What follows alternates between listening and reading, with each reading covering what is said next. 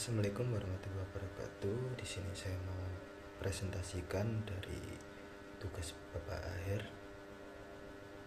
Perkenalkan, yang pertama saya bernama Yeremia Maulana Basmabuat dengan NPI 14823.048. Saya berada di kelas A dengan prodi Sistem Teknologi Informasi.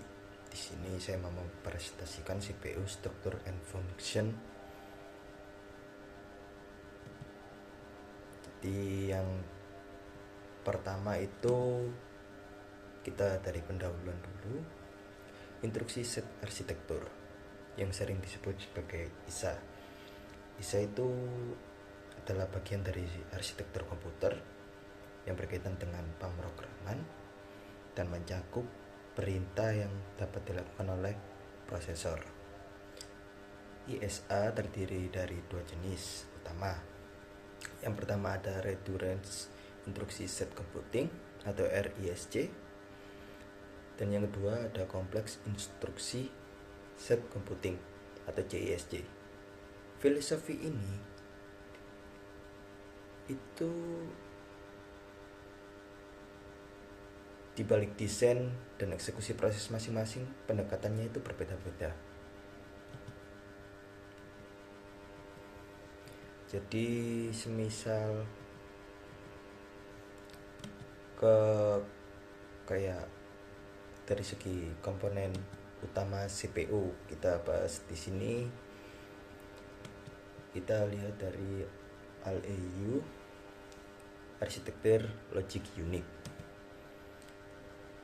Arithmetic logic unit itu memiliki fungsi melakukan operasi aritmatika, jadi melakukan sebuah operasi aritmatika seperti penjumlahan, pengurangan, dan operasi logika seperti AND atau yang sering disebut AND, habis itu OR, and NOT.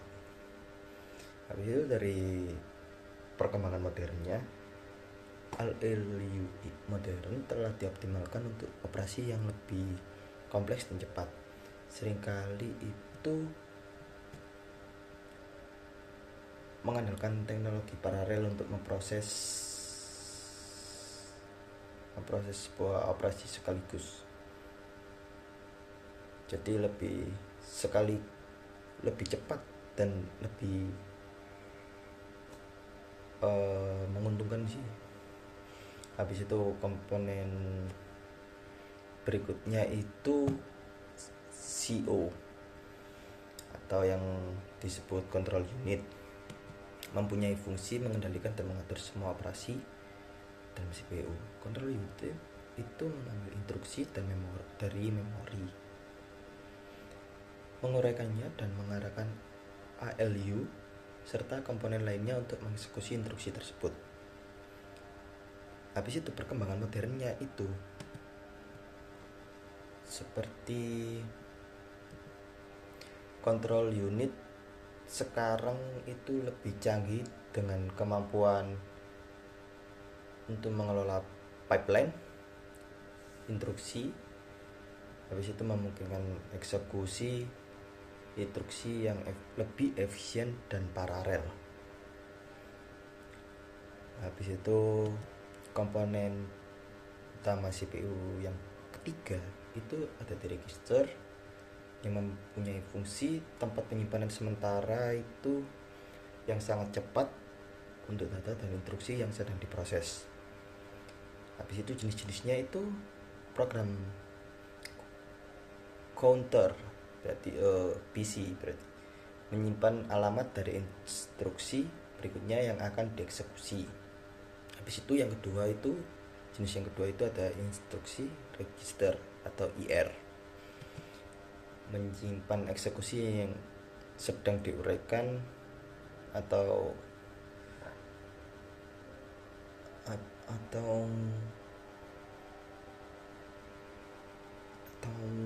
lebih ke arah menyimpan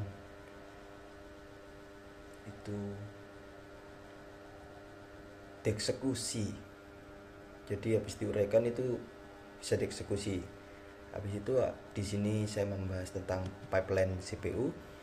teknik untuk meningkatkan throughput CPU dengan membagi eksekusi instruksi menjadi beberapa tahap yang berbeda. Fetch, decode, execute, memory access, write back, sehingga beberapa instruksi dapat diproses secara bersamaan pada tahap yang berbeda. Jadi teknik ini untuk meningkatkan throughput CPU itu dibagi menjadi eksekusi instruksi yang beberapa tahap yang mempunyai manfaat masing-masing.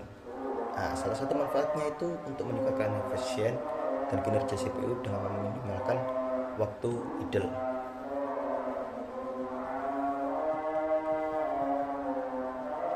Habis itu di sini saya membahas tentang teknologi CPU modern. Apa sih manfaatnya? Habis itu apa aja teknologi CPU modern?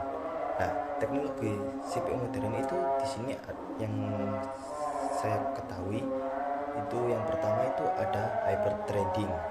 Manfaatnya apa? Meningkatkan kinerja dalam sebuah aplikasi multi-threaded, tapi tanpa perlu menambah jumlah core fisik. Jadi nggak usah menambahkan core fisik lagi. Habis itu yang kedua itu ada turbo boost.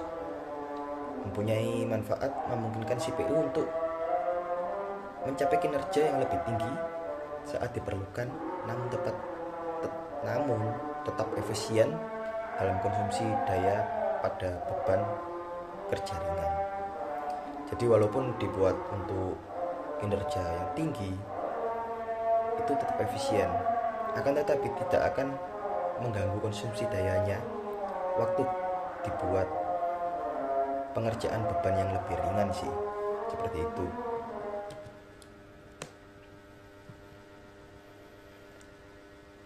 Habis itu contoh-contoh CPU modern itu ada Intel Core i9, itu menawarkan kinerja luar biasa dalam aplikasi multi-thread dan single thread. Habis itu ada AMD Ryzen yang kita ketahui yang habis booming sekarang, AMD Ryzen 9, yang itu banyak sekali dikenal dengan efisiensi daya yang baik dan kinerja multi-core yang unggul. Habis itu ada lagi Apple M1. Ini sedikit tergolong lebih baru sih, tapi ini menawarkan kinerja luar biasa dalam kondisi daya rendah, sangat efisien untuk penggunaan di laptop dan perangkat mobile. Jadi ya banyak contoh-contoh CPU modern sekarang itu yang bisa digunakan dan sangat penting. Jadi di sini saya akhirnya menarik kesimpulan bahwa CPU adalah komponen vital dengan struktur dan fungsi yang kompleks, namun esensial untuk operasi komputasi.